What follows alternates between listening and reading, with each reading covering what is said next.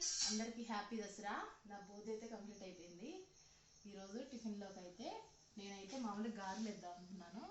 మా ఆయన వచ్చి నాకు గారెలు వద్దు, పూరీ చేసి చికెన్ కర్రీ చేయమన్నాడు. ఈరోజు ఎడిదిరిగి నాన్ వెజ్ వండుకుంటాం కదా, అందుకని చికెన్ కర్రీ చేసి పూరీ చేశాను. చూపిస్తానండి.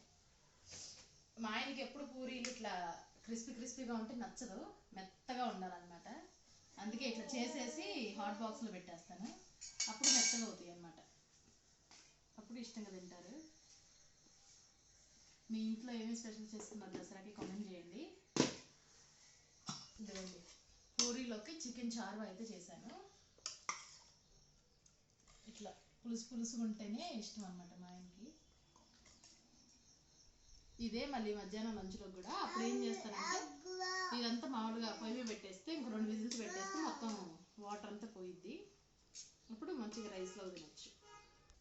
ఇంకోండి మా ఆయన అయితే తింటున్నారనమాట.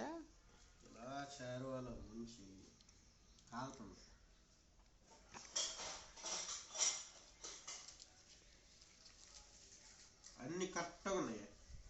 బాగుందా? ఓకే.